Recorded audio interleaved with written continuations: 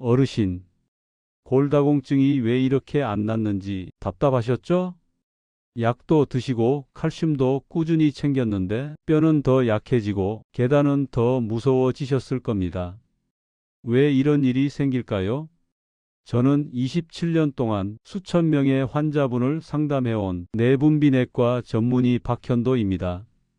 저는 수많은 환자로부터 한 가지 공통된 사실을 발견했습니다. 칼슘이 뼈로 가지 않는다. 이 말이 핵심입니다. 많은 분들이 칼슘이 부족해서 생기는 문제라고 생각하세요.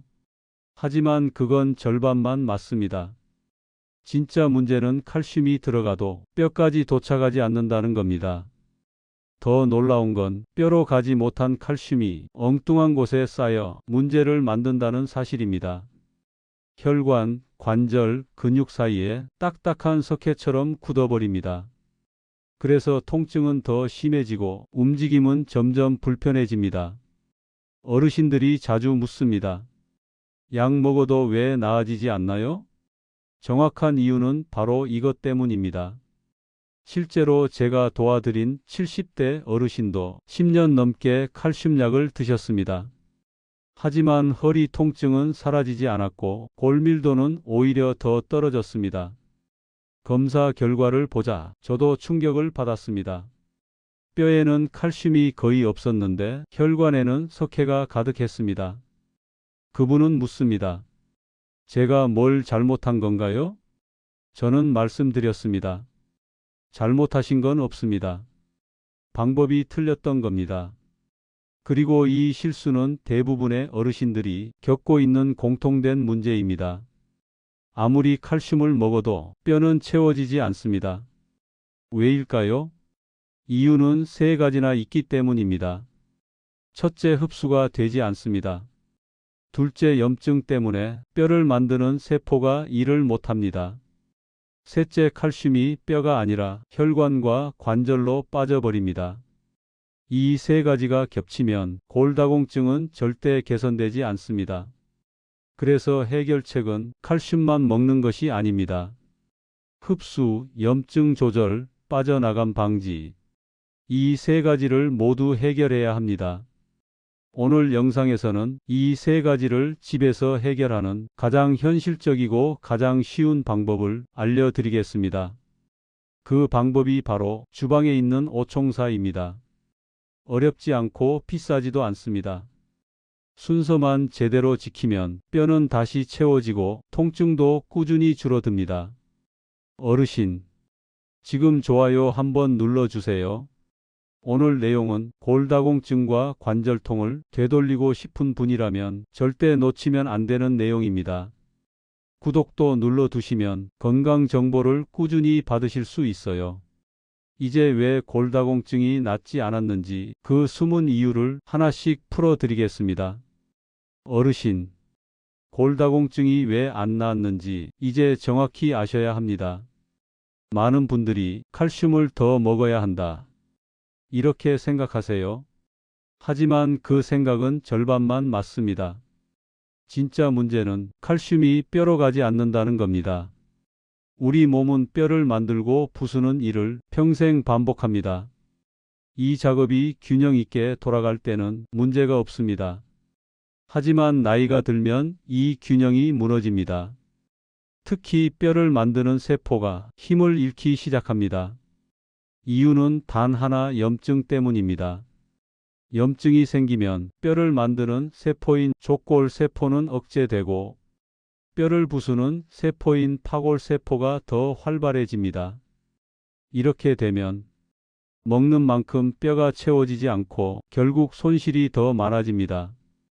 그래서 무릎이 시리고 허리가 뻣뻣해지고 관절이 붓는 현상이 나타납니다. 이 모든 것이 단순한 노화 때문이 아닙니다. 염증이 뼈를 갉아먹고 있기 때문입니다. 두 번째 문제는 흡수가 안 되는 칼슘입니다.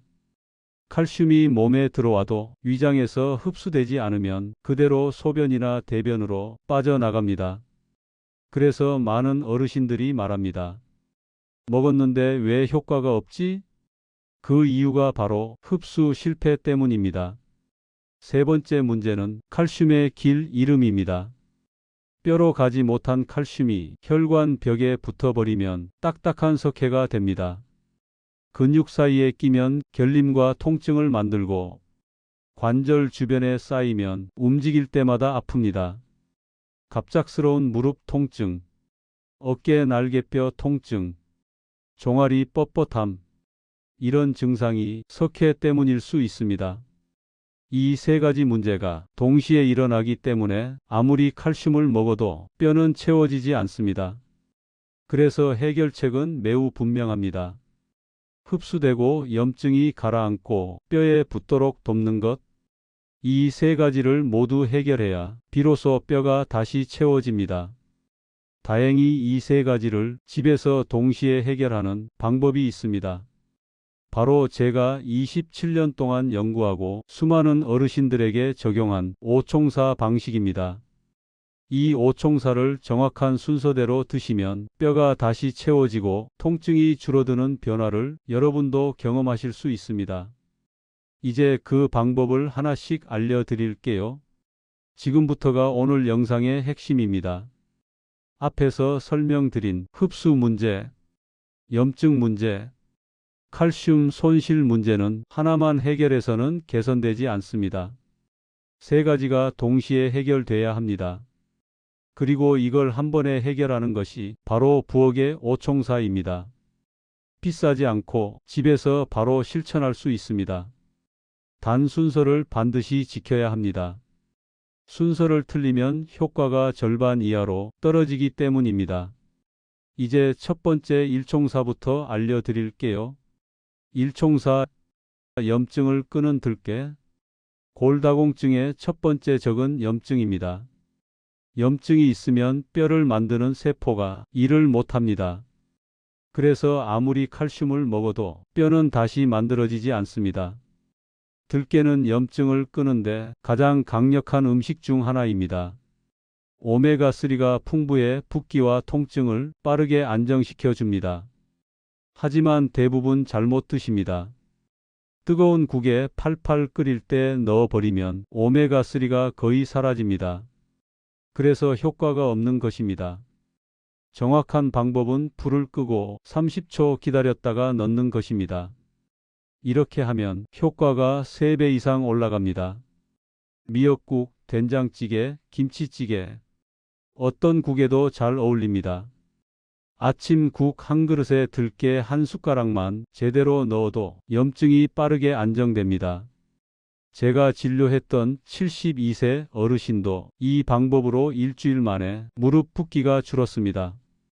이총사, 칼슘을 채우는 검은깨.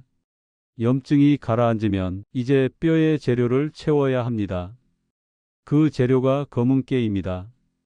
검은깨는 우유의 8배 칼슘을 갖고 있고 흡수율도 3배 가까이 높습니다. 문제는 그대로 씹어 먹으면 효과가 거의 없다는 점입니다.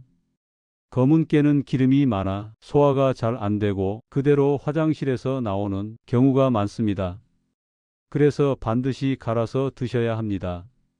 믹서나 절구 어떤 방법도 괜찮습니다. 잘 안 갈릴 때는 콩가루 한 스푼을 넣으면 금방 곱게 갈립니다. 하루 한 숟가락이면 뼈의 재료가 충분히 채워집니다.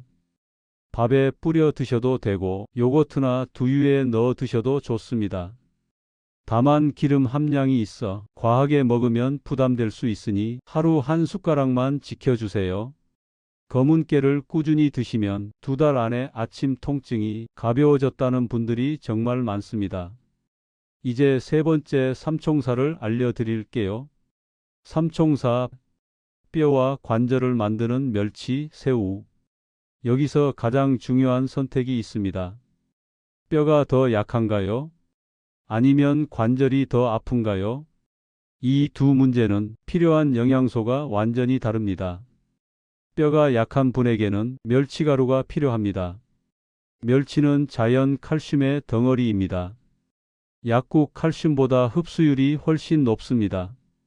국물용 멸치를 마른 팬에 볶아 비린내를 없애면 과자처럼 드실 수 있습니다. 이렇게 드시면 꾸준히 먹기 훨씬 쉽습니다. 제가 도와드린 80대 어르신도 멸치가루를 2달 꾸준히 드신 후 골밀도 숫자가 올랐습니다. 반대로 관절이 더 아프신 분은 새우가루가 필요합니다. 새우에는 연골을 만드는 성분이 가득 들어 있습니다. 약국에서 파는 글루코사민의 원료도 바로 새우입니다.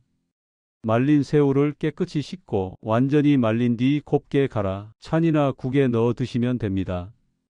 된장찌개에 넣어도 좋고 김에 뿌려 드셔도 좋습니다. 만약 뼈도 약하고 관절도 아프시다면 멸치와 새우를 반반 섞어 드세요. 이 조합은 뼈와 관절을 동시에 잡아줍니다. 이 방법은 정말 많은 어르신들에게 효과가 있었습니다. 어르신, 여기까지 잘 따라오고 계시죠? 지금 좋아요 한번 눌러 두시면 사총사와 오총사도 놓치지 않고 들으실 수 있어요. 계속 이어가겠습니다. 사총사, 칼슘을 뼈로 끌어당기는 목이버섯. 칼슘이 몸에 들어왔다고 자동으로 뼈에 붙는 것이 아닙니다. 끌어당기는 힘이 필요한데 그 힘을 만드는 것이 바로 비타민 D입니다. 목이버섯은 비타민 D가 풍부하고 가격도 부담 없으며 요리에 넣기 쉬운 식재료입니다. 볶음, 잡채, 탕, 어떤 요리에도 잘 어울립니다. 단, 햇볕에 말린 목이버섯을 선택해야 합니다. 햇볕을 받으면 비타민 D가 크게 증가합니다. 일주일에 3-4회만 드셔도 충분한 효과가 있습니다.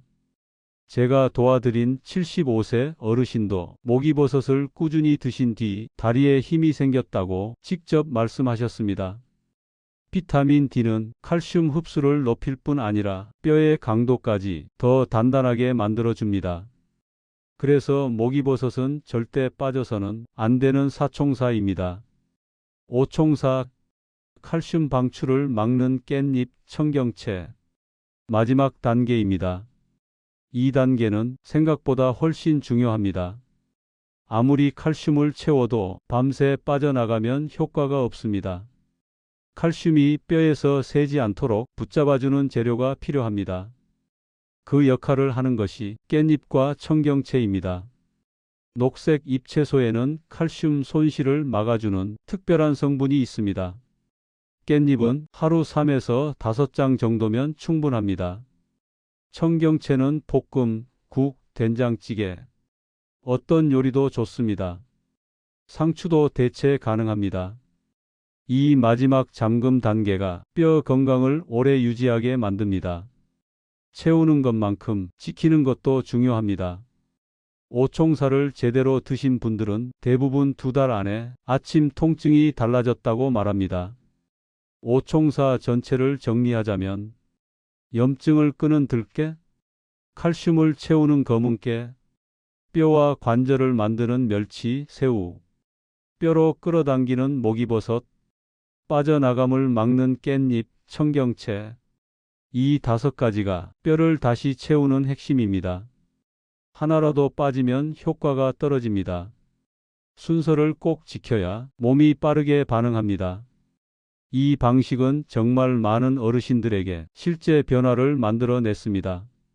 어르신도 오늘부터 실천하시면 분명 변화를 느끼실 수 있습니다. 이제 오총사를 어떻게 실천해야 하는지 하루 루틴을 알려드릴게요. 아침은 뼈 회복이 가장 중요한 시간입니다. 일어나자마자 미지근한 물 1컵을 드세요. 잠든 동안 쌓인 노폐물이 흐르는 물처럼 빠져나갑니다. 아침 국을 끓일 때는 불을 끄고 들깨 1숟가락을 넣어주세요. 이 1숟가락이 염증을 빠르게 안정시킵니다. 밥에는 곱게 간 검은깨를 1숟가락 뿌려주세요. 검은깨는 아침에 먹을 때 흡수가 더 잘 됩니다. 무릎이나 허리가 약하신 분은 멸치가루나 새우가루를 반 숟가락 섞어 드세요. 점심은 특별히 제한할 필요는 없습니다. 다만 나물을 무칠 때 참기름과 들깨가루를 살짝 추가해 보세요. 저녁에는 꼭 녹색 잎채소를 드세요. 깻잎, 청경채, 시금치, 어떤 채소도 좋습니다. 청경채 볶음, 깻잎 무침, 된장국도 좋습니다. 목이버섯은 일주일에 3-4번만 챙기면 충분합니다. 이제 주의해야 할 것들도 알려드릴게요. 첫째, 식사 직후의 커피는 칼슘을 밖으로 빼냅니다. 식후 1시간 뒤 천천히 드시는 게 좋습니다. 둘째, 탄산음료는 칼슘을 녹여버립니다. 가능하면 보리차나 매실차로 바꿔보세요. 셋째, 너무 짠 국물은 밤새 칼슘 손실을 만듭니다. 간을 조금 줄이거나 들깨를 한 숟가락 더 넣어보세요. 운동은 매일 30분. 걷기면 충분합니다. 양치할 때 한 발 서기 연습은 낙상 예방에 큰 도움이 됩니다. 이 하루 루틴은 누구나 쉽게 실천할 수 있습니다. 오늘 알려드린 오총사는 겉보기에 단순해 보입니다. 하지만 뼈는 이런 작은 변화에 가장 빠르게 반응합니다. 2주면 아침에 뻣뻣함이 줄어들고, 한 달이면 계단 내려가기가 훨씬 편해집니다. 3달이면 통증이 사라지는 분도 많습니다. 6개월이면 골밀도 수치가 눈에 띄게 달라질 수 있습니다. 나이는 숫자일 뿐이고 뼈는 다시 채워질 수 있습니다. 어르신, 오늘부터 시작해 보시겠어요? 실천하실 분은 댓글에 오늘부터 시작 이렇게 남겨주세요. 그 결심 하나가 앞으로의 10년을 바꿀 수 있습니다. 좋아요와 구독도 가볍게 눌러두시면 건강 정보를 꾸준히 받아보실 수 있습니다. 저는 언제나 어르신의 건강한 노후를 응원합니다.